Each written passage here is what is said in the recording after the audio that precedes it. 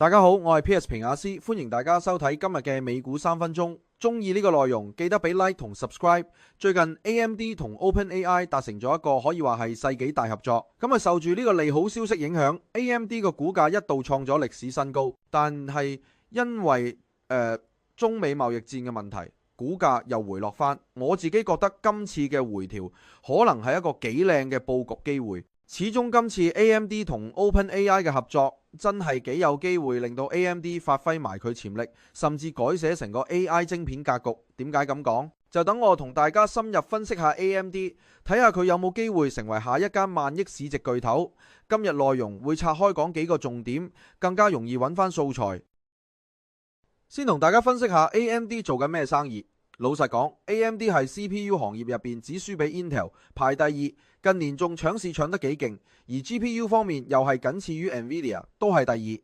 但係其實講芯片啦 ，AMD 係少有咩都覆蓋晒，兼且係 FPGA 領域嘅老大噶。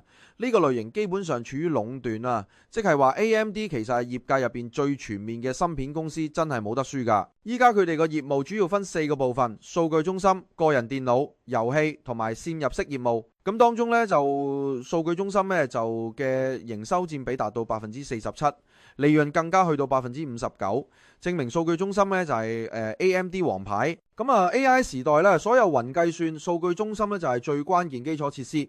你話 Intel CPU 勁，但 AI 晶片呢，只能係 Nvidia 同 AMD 兩家最突出。不過要記住，雖然 AMD 係 Top 2，但係營收同市值同 Nvidia 比起嚟仍然細好多，意味住增長空間好大㗎。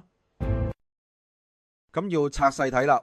最近6個季度 AMD 數據中心同個人電腦業務咧都係高速增長，遊戲同嵌入式業務本身有周期性，但最近一季全部都反彈得好犀利。遊戲業務同比升咗73%，嵌入式業務都係跌幅收窄。整體4大業務一齊向上，數據中心特別重要，一強就成間 AMD 強。產品上 ，AMD 數據中心業務靠1P 處理器同 Instinct 系列 GPU。咁 GPU 咧就主力打 AI 算力市場，對標 Nvidia 嘅 H 系列同 Blackwell 新一代。點解 Nvidia 行業地位咁穩？除咗技術確實勁，仲有 CUDA 平台將成個生態圈握晒手。咁 AMD 有冇機會真係反擊？就要講下 AI 推理 Inference 時代帶嚟嘅改變。咁市場咧而家最多人講嘅 Nvidia 咧好難被打低嘅，因為 CUDA 生態同軟件支持咧係實在太完整嘅。AI 嘅模型咧由訓練到開發咧全部都係走 Nvidia 路線，但係 AI 發展到推理階段，即係已經訓練好模型落場實際應用，要求咧就變成高效率、低延遲、成本低、API 簡單，呢啲反而開始有利於 AMD 呢種結合 CPU、GPU共享內存嘅架構。同一時間呢，即係 Nvidia 都買入咗 Intel 股份，明顯都想玩埋異構設計啦。你話真係有競爭壓力。AI 推理呢方面呢， AMD 其實佈局咗好多年啦。蘇之峰早就帶隊搞異構計算，佢知未必打一得過 Nvidia 訓練市場，就專心推理。加埋今次 OpenAI 又啱啱揀 AMD 做大規模嘅部署，你話係咪咁啱？成件事都唔係巧合，而係發展到依家真係需要 AMD。講落 OpenAI 同 AMD 嘅合作，最大重點係 OpenAI 會用 AMD 最 top 嘅 Instinct 系列 GPU， 計算總算力去到6吉瓦級。根據外媒估計，成個合作單都去到接近1萬億港紙。咁如果以零售價現金計呢，起碼幫 AMD 數據中心收入呢推高10倍以上嘅。而且隨住咁大單量，毛利同埋淨利率一齊升，基本上多咗條財路。但重點係 OpenAI 本身資金鏈就濕滯，所以今次 AMD 咧反而送一啲6億股嘅普通股俾 OpenAI， 行使價1仙美金，基本上等於白送1成股份。但係條件就係 AMD 市價要升到600蚊以上。如果真係做到 AMD 市值去到1萬億美金， OpenAI 持有股權總值又等於支付6吉瓦採購費。其實表面睇咧 AMD 咧好似輸，但係實際嘅 OpenAI 咧用緊主流大模型，日活用戶8億，加持之下咧可以幫 AMD 做晒證明。之後咧其他大客咧都會有信心落單，短線計咧真係一本萬利嘅。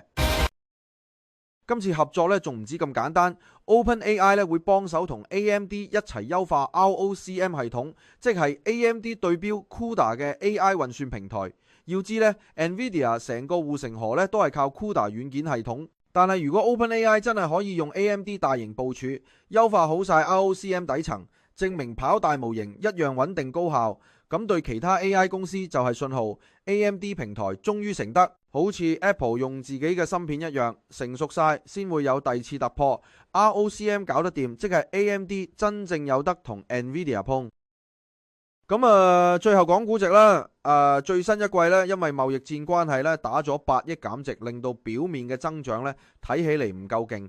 但係實際如果冇咗一次性開支呢， Instinct 業務呢增長90%都得噶啦。分析員計過，2025年 AMD non-GAAP forward PE 大約74倍，雖然仲高過 NVIDIA， 但去到2026年就收窄到45倍左右。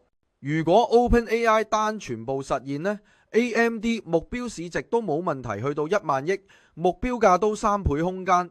仲要有個大彩蛋，如果 ROCm 突破到 AMD 未來可以同 NVIDIA 平起平坐，而嵌入式 FPGA 又啱晒 AI 邊緣推理市場，收益爆發機會又多一條路。總結嚟講， AMD 未來可以靠 OpenAI 單有增長保證，又有啲新客同時受牽動，有激勵佢進步空間。如果 ROCm 真係攻克成功，將來會跑贏市場想象。你又點睇呢間千年老二會唔會成為下個萬億巨頭㗎？我皮亞斯就睇緊佢實力。